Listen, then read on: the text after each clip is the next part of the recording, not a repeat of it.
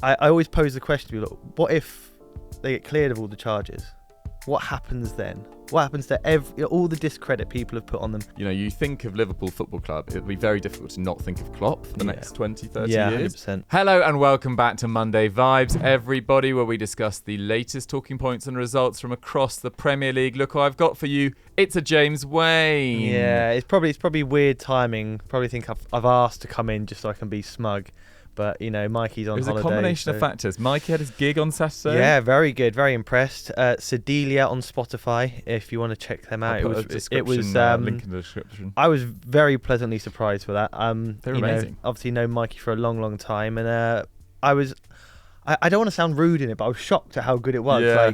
It was really impressive. Absolutely loved my time there. And looking forward to the next releases. The album's coming out soon. The single is already out. Out of Shape by Cedelia. I'll put the link in the description. Had you seen him perform before? No, that was first time. I've obviously seen snippets on their Instagram and whatnot, but yeah, first time seeing them perform. And I'm going to help them record some stuff, me on the camera. So I'm looking forward to that. And doing a bit of dancing as well. I'll be background dancing. Yeah.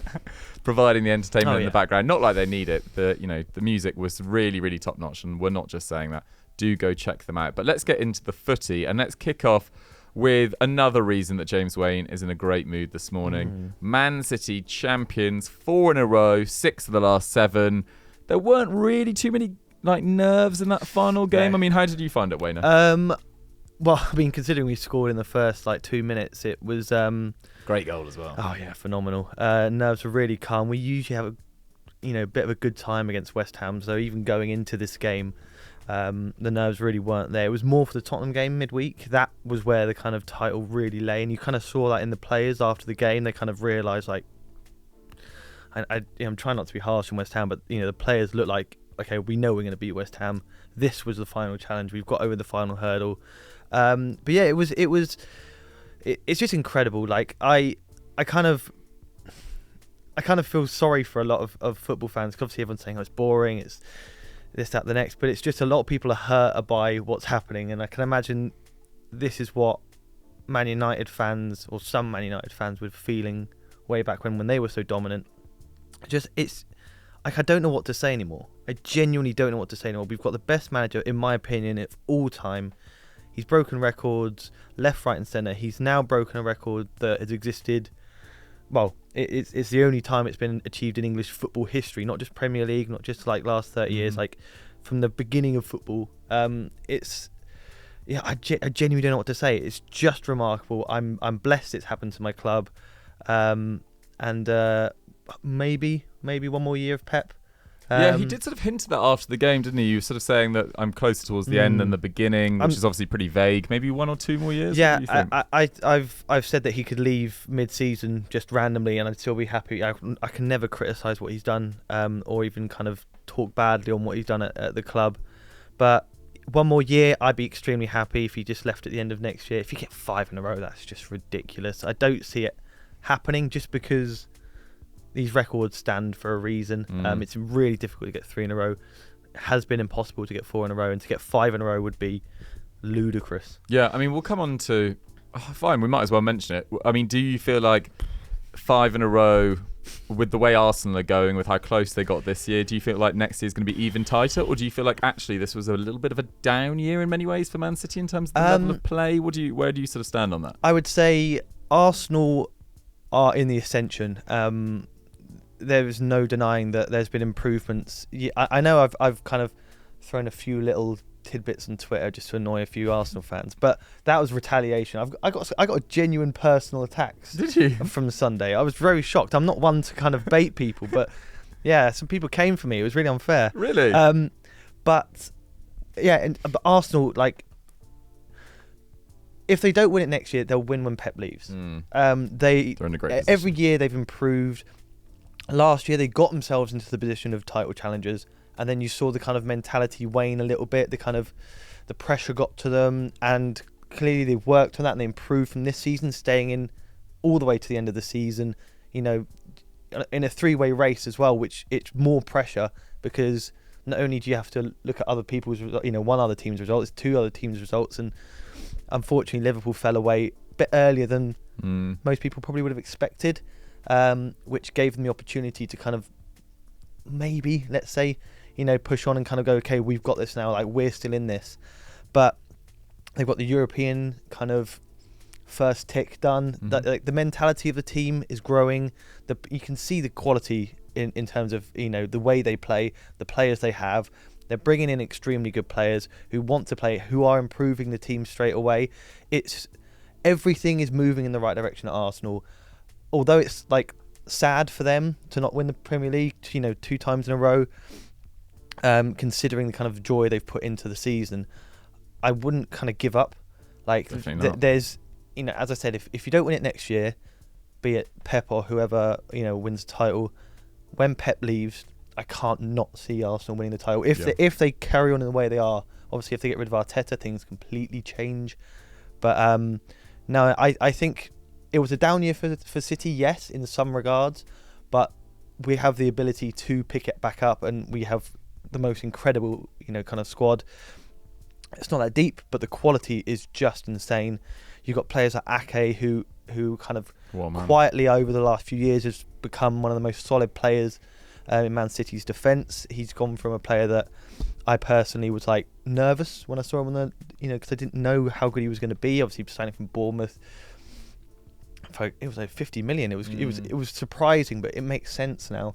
And everyone's improved under City. Foden's just year on year proving everyone wrong. I do think things will change once Pep's left, because some of the players like KDB will be 33, 34, looking for the next kind of either big payday, which he might get at City, but next opportunity, because he's won everything. So it might be time for him to move on. Pep might move on. Some other players like Cole Walker and etc. might not be either at the same level or leaving.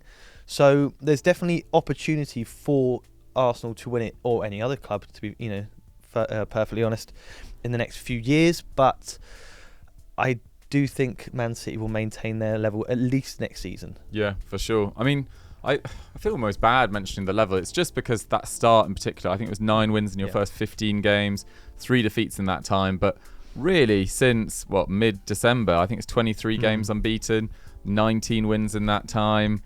You've ended up scoring 96 goals. You finished with the best goal difference in the end. For so long this season, I think me and Mikey on pretty much every Monday Vibes were saying, Arsenal are playing better, but we've just seen City click into gear in the final part of the season. And when you did click, some of the football you've played in the last 6-7 weeks in particular was absolutely breathtaking. And some of the goals yesterday, I mean, we talked about that Foden one, but the Foden second one as well, the work from Guardiola in the build-up, Haaland's involved, then Doku, who I think started really well, then maybe faded a little bit, but has finished the season really strong. And it's really Foden, Gvardiol and Rodri, I think, that have stepped up most of all down this run-in. And Rodri with that, only scores big goals as well, just wrapping up the title, giving a pretty comfortable last 30 minutes or so.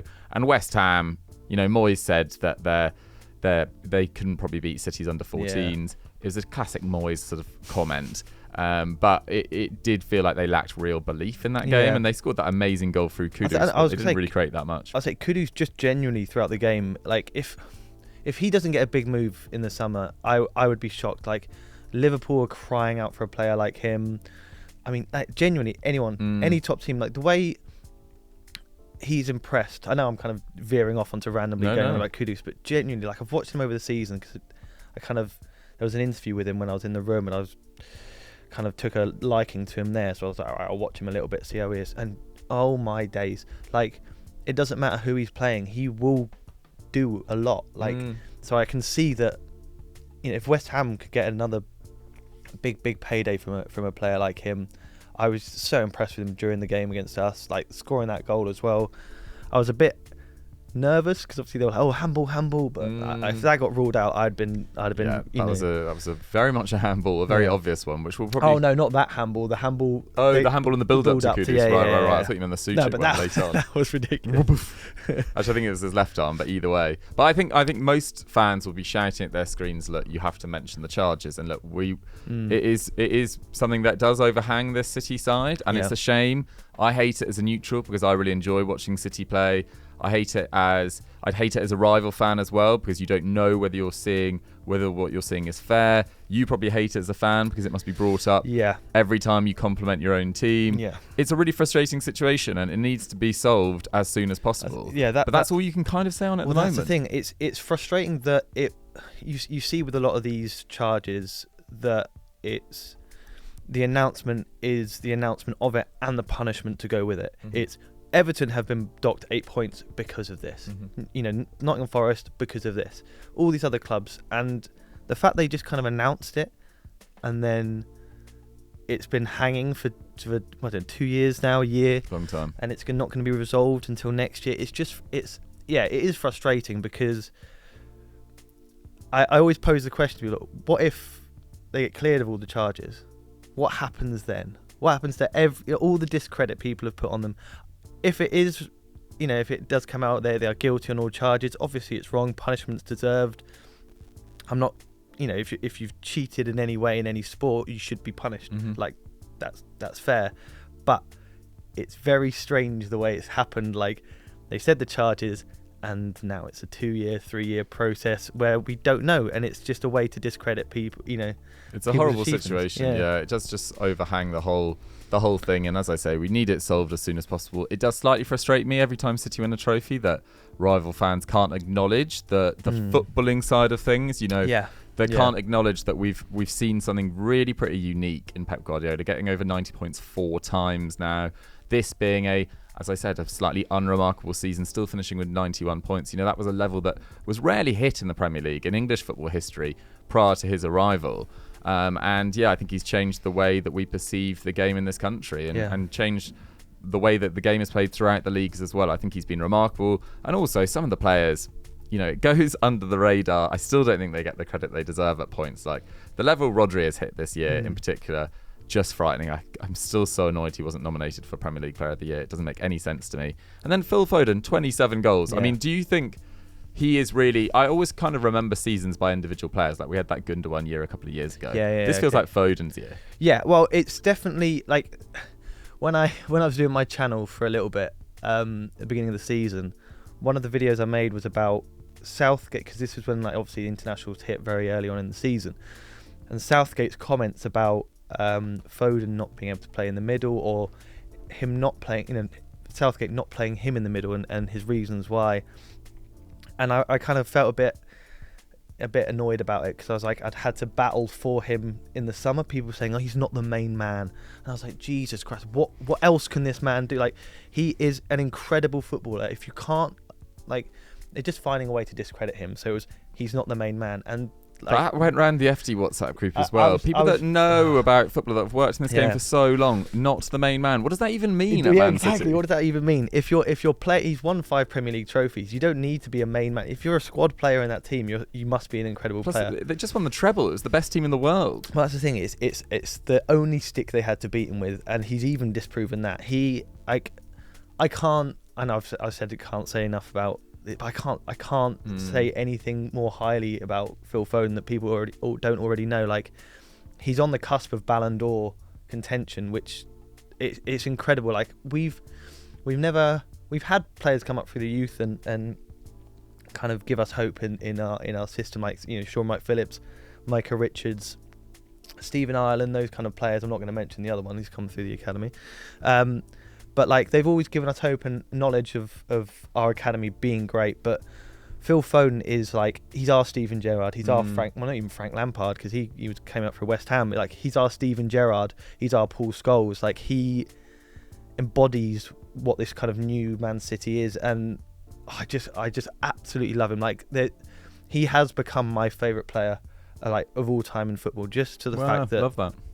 He's an academy boy. What's that film called? He's the real life Jimmy Grimble. Yeah. It's just incredible. I can't speak highly enough of him, and I'm really glad that the one stick, as I was saying, that people tried to beat him with, being the main man, was just absolutely decimated as an argument this season. He's been incredible. I don't see him winning the Ballon d'Or, but I can see him getting close to. Actually, maybe not, to be fair, because obviously we haven't done well in Champions League football. He hasn't.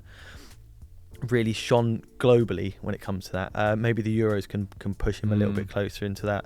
Hopefully, I come think on, he'd be England. top 10, definitely. But yeah, top 6.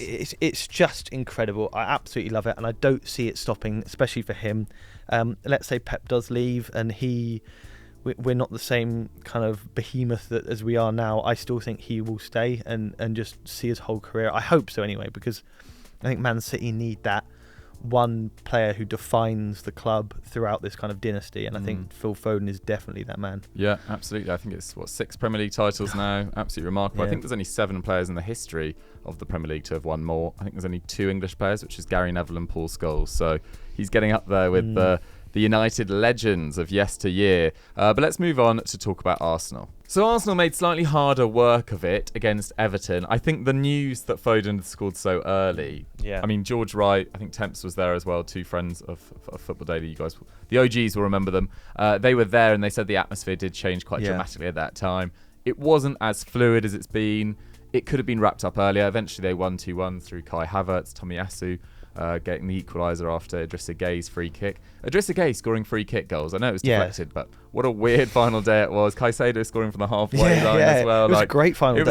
It was a weird kind of day. It was a lot of silliness going on. But eventually they got over the line in that game, but ultimately not over the line in this title race. It did feel like that game against Spurs was really the decisive moment. Yeah. The Ortega save from Son. You're also probably looking at Arsenal losing to Newcastle earlier this season. That was a controversial goal. They only won 1 game in December. You can't really have a poor month in the Premier League against City. Well, yeah, against City. I just think when it comes to winning the Premier League whilst Pep Guardiola is at Man City, it's the finest of margins for the elite sides.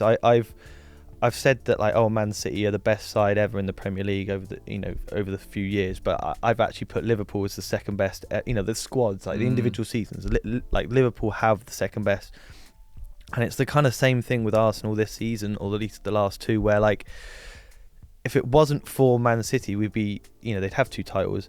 They would have all the plaudits. Everyone would talk about how great this side is, and it must be frustrating. All the jokes at Arsenal and this whole bottling thing and this, that, and the next, where they're doing everything right. They're an incredible side, incredible players, young squad, young manager. They're on the up. The finances, they're spending money, yes, a lot, but in very sensible ways. We didn't have a full season of Yuri and Timber. We didn't have any of Yuri and Timber, which would have been in a fantastic. Big factor. You could say if Yuri and Timber is in the squad, do they lose a title? Because that defense was already incredible, the best defense in the league, young defense as well, and to add Yuri and Timber on top of that would have just, I think they would have won the league if Yuri and Timber was fit the full season. But it's fine margins with any team facing Man City at the top, and I do feel slightly bad because Arsenal are doing everything right. They stopped Man City, they stopped their title rivals picking up decent points against them. I find it really strange. We didn't beat Arsenal in the league. No, we didn't beat Chelsea in the league. Yet we've still managed to win the title. So it's Arsenal were unbeaten against the traditional big six. Yeah, it's the kind of. I think it's the amount of games that I'll always give players the benefit of the doubt, because it must be really difficult to play 50 games a season. 50 plus games a season anyway, with all the competitions, and the fact that you lose points against drop points against West Ham and Fulham, those games are the ones where titles are won and lost, because we're seeing now that you can lose to your title rivals and lose to Chelsea twice and big clubs, but it's the don't want to be disrespectful, but the smaller clubs where you need to hoover up those points so that those big games are the clinchers, and Arsenal unfortunately didn't do that this season. But as I've said, incredible season, incredible defence, this kind of spirit and atmosphere around Arsenal fans. Obviously the outside noise is a bit annoying, but the inside Arsenal camp must be incredible. The fans are kind of back and engaged with the side, because I remember loving it. I remember a few years ago, I think it was 2017 or 2018 or 20, I don't know, one of those years, Arsenal were really in a bad way fan-wise, and when City played them, I think I saw them twice in a week. It was a Carabao Cup final or semi-final, and then a game at the Emirates, and when I was at the Emirates, they were having a protest. There was hardly any Arsenal fans in the side, and Leroy Sané tore him up, and it's great to see now that they've like fallen back in love with Arsenal.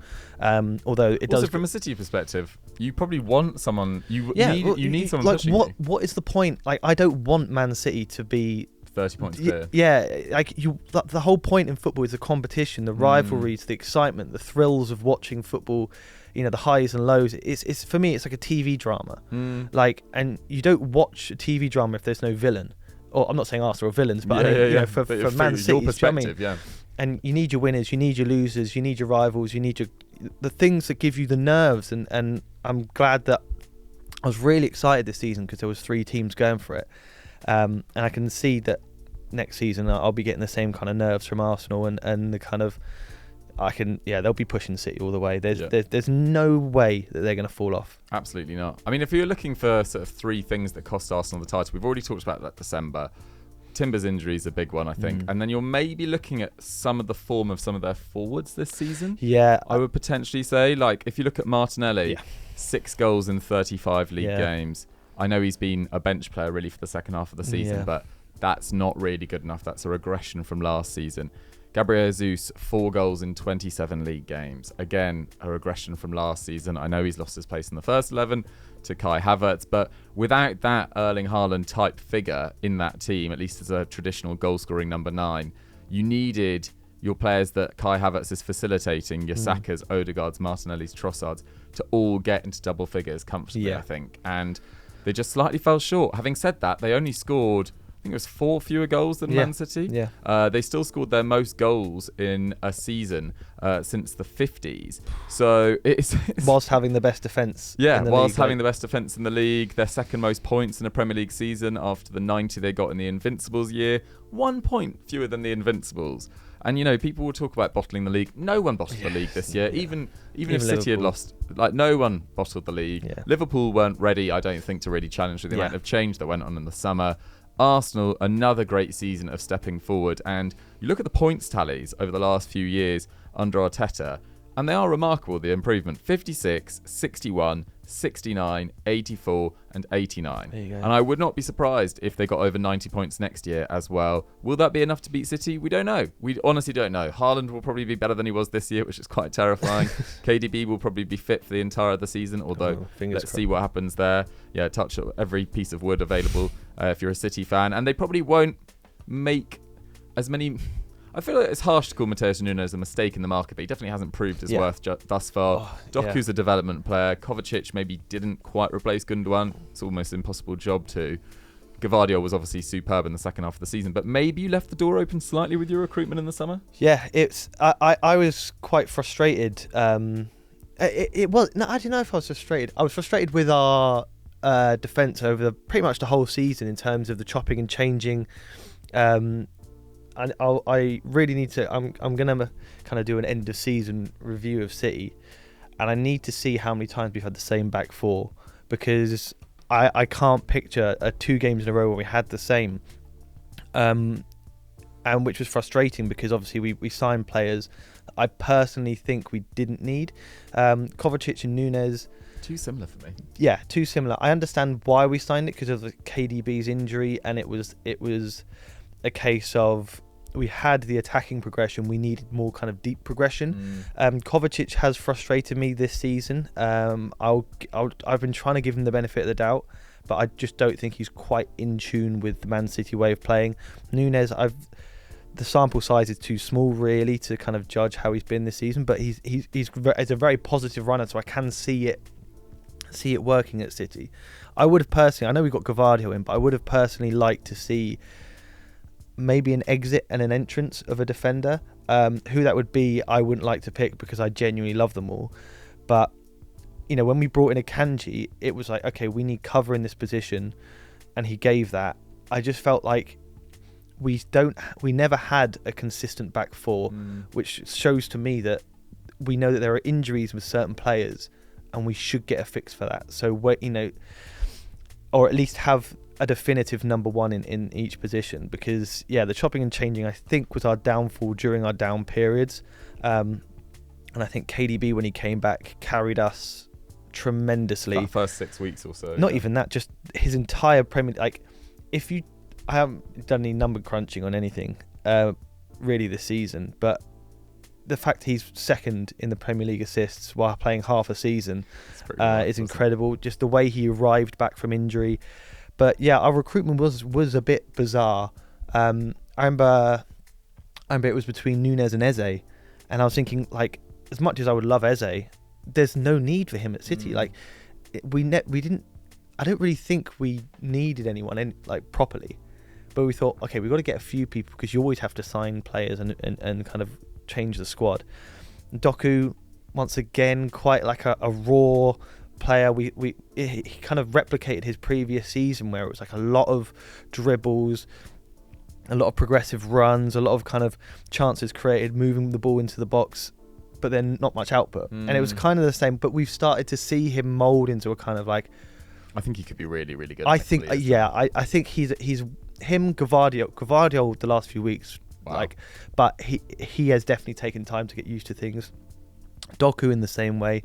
So I always try and give players a year at least to see how it goes. But yeah, very strange recruitment this year. Yeah, I think it was a little bit. But let's get on to some of the farewells we've seen from the Premier League this weekend. Some big ones, obviously, in terms of players. You know, Thiago Silva's leaving, Thiago's leaving. It's such a shame that we never really saw him fully fit at Liverpool. I think that would have been a joy to watch. Matip obviously leaving, Varane, El Neni, Ben Mee I think has had a contract at Brentford. That'll be interesting to see whether they keep him on. They probably will. Martial's obviously leaving. I saw the most amazing comp of Martial's best moments in the Man United shirt, and you do forget just how talented he is. He's had incredible moments. He's such a moments player, and actually had a really good one particular season. I think it was maybe 1920. It was around that sort of time. Was really, really good, but yeah, really, really struggled with injury. But the big departure this weekend, obviously, was Jurgen Klopp leaving Liverpool. The result didn't really matter, but they did wrap it up against Wolves fairly easily. Alexis McAllister, really nice headed goal from a Harvey Elliott cross, and then Quansah knocking in on the line. Pretty much, Nelson Semedo was sent off, but I mean, we talked about it earlier. The impact he's had on the league, James, the way he drove forward that City team that I did think probably played the best football. That 18-19 stint, I think that was the best the Premier League's ever seen. You know, with David Silva at his pomp, a younger Kevin De Bruyne, Aguero in full flow as well. He's been such an asset to the Premier League. Oh, 100%. I remember when he was available and I was screaming for City to sign him. I've absolutely loved him. I've loved him being a rival. Although he's had, some kind of awkward press conference moments. If that's all you can say about him, then fair play. Yeah. Like he's been a joy in terms of the kind of honest, pure football stance. Like, he's done it without... I know he's spent a lot of money, but you have to. He's done it within reason. He's done an incredible job, and he's turned Liverpool from a mediocre kind of... I don't want to say mid-table, but a mediocre behemoth to back to where it used to be. He's in the same way that I feel that Arteta could with Arsenal. Rejuvenated the kind of fans, the workings inside. Like, getting Michael Edwards involved was a huge deal as well, and getting him back as well, I think, is really going to help Liverpool over the next few few years. Sorry, but my God, what a manager! As I said, I personally think he has produced the second best team we've seen in the Premier League era, and the only one being City, who pipped them that season above them. How things could have gone differently in terms of his trophy haul. He has won everything, so that you can't really say anything negative about his performances, his trophies, this, that, and the next. But could have had more. Just the stuff like the John Stones clearance off the line. If that didn't happen, they would have had 100 points, been unbeaten, which would have, in my opinion, put them down as the best Premier League team ever. And it would have been, and probably another 100 years before anyone could have pipped it, because we still talk about the Invincibles now, and the draws and this, that, and the next, but to achieve 100 points and an invincible season, he would have produced the best team of all time, any league, any country. So we really need to kind of he's a media darling, because a lot of people respect him, And I feel like a lot of people want to bash him for being, like, oh, it's Klopp, like, oh, we get it, kind of. But we really do need to appreciate what a person he is, what a manager he is, and what the Premier League is losing. Totem. It's incredible, and the way he's done it as well. Like, everything about Jurgen Klopp, you can't not enjoy, you can't not love, and it was quite a sad day. Absolutely. And you look at what Arsenal have achieved this season, 89 points. Liverpool have got 97 points, they've got 99 points, they've got 92 points. So that is the level that he achieved at that club. And yes, there's been a lot of turnover in the last few years. The legends of that team, they probably haven't recruited as effectively as City, and people will say money is a big factor in that, and it is. But at the same time, I don't think they've nailed replacing that side to the same extent that City have. And it's been not quite as seamless. It felt like maybe they lost too many players in clumps across different seasons. But this year, to improve by 15 points, to go for a quadruple, obviously they fell short. They only ended up with one trophy. But that first half of the year, and even that patch after he announced he was leaving as well, some of the football they played was brilliant. They've fallen short. I don't think their defence has been good enough really all season, but they've had multiple injuries. They've had a new midfield. Some of their forwards haven't necessarily produced the numbers that you'd really hope to get over the line. But in terms of his Premier League status, he's a Hall of Famer for me, for sure. He's probably, you think of Liverpool Football Club, it'd be very difficult to not think of Klopp for the next 20, 30 years. 100%. In the same way that you'll always think of Pep with Man City, you always think of Sir Alex with United. Arsenal, I still think of Arsene Wenger. Chelsea, to a certain degree, I think of Jose Mourinho. But Klopp has one of the strongest attachments to a single club in Premier League, at least since I've been watching as well. One stat that really stood out to me. So he's managed 167 league games at Anfield. He's lost 12. It's a hell of a record. And considering like the quality of teams around, like the Premier League in terms of quality has been the best it's ever been in the kind of Pep and Klopp era, that kind of battle. So and that covers a couple of seasons. Well, his first season when I think they just finished outside the Champions League. Covers last year when they finished 5th. Like, that is an amazing record across 9 years. Absolutely remarkable. We've also got some other departures. David Moyes obviously stepping down at the end of the year. Not the note to finish on, but I think this season was kind of wrapped up. Really strange season for West Ham in many ways. They finished with 4 wins in 19 league games, but yet still finished 9th.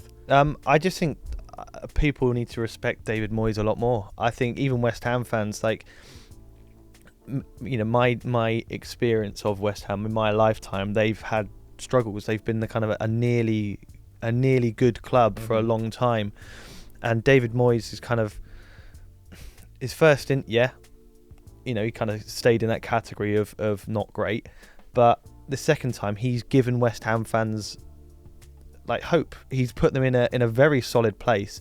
You look at when he took over, the second time, and the position they're in now, and the players that they have now, they're in a really good place for somebody who've, no disrespect to David Moyes, better quality to come in and really, really take West Ham to the next level. You've seen it. Lopetegui.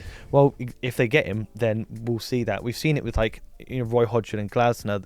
The effect that kind of stabilising a club and then bringing in a high quality manager can do to, once again, try not to be disrespectful, a lesser club. So I feel a bit like people need to respect David Moyes' time at West Ham more, because he's given them something that they'd never had, and left them in an extremely good place. Which for a manager, like David Moyes, that's all you can ask for. A little bit of silverware, and just don't leave us in a mess. Well, absolutely. I think it's 3 top 10 finishes in the last 4 years. First trophy in 44 years in the Conference League. Lopetegui's an interesting one in terms of an appointment, because obviously he came in in November time last year to Wolves. Yeah. They didn't have the best squad, but he pulled out some huge results at the time. They beat Liverpool, they beat Spurs, they beat Chelsea, they beat Villa, they beat West Ham. But actually, they didn't play great football at points under Lopetegui. I think they were the lowest for XG in the entire league. It's definitely not the sort of manager I thought they'd go for post Moyes. It's almost like a continuation. That's not to say he didn't do a great job, particularly at Sevilla. But it was a slightly strange one. But I kind of with you. I think Moyes definitely deserves a huge amount of respect for everything he's achieved at West Ham. The other news that broke over the weekend, or maybe it was on Friday, was Zerbi leaving Brighton. Really strange season. They've had huge injury issues, but they've only won one league game in a month once since September, or more than one league game in a month once since September. It has been pretty miserable. Having said that, similar to what you were saying with managers coming in, taking on a stable squad and progressing it, I think when he had a fully fit squad available to them, they played some phenomenal football. It was this time last year that everyone was like, he'd be a great fit at Man City after Pep leaves. Look, the way he's handled his departure, the way he's been angling slightly for a move, the way he's talked in press conferences suggests that he's maybe got some work to do before he feels like a surefire fit at a club like Man City. Having said that, given Bayern Munich struggled to attract a new manager, it feels like De Zerbi would potentially be in the hat, although Fabrizio Romano has already denied that. So it'll be interesting to see where Bayern go down. But De Zerbi, it's a flat note to end on, but I think a really exciting spell, actually, to be honest, at Brighton. Across the whole time there. Took an excellent side, made it more exciting, played some brilliant football. But that's it for De Zerbs. Yeah, it's a bit of a strange one. I expected him to stay just for the fact that he's got no club to go on to. If it was like, okay, guys, I'm sorry, I'm going to leave this club and I can't turn it down, maybe like a Juventus or something like that, then it makes sense to me. But the fact he's kind of just left and is just like, hey guys, I'm available, I find it a bit strange.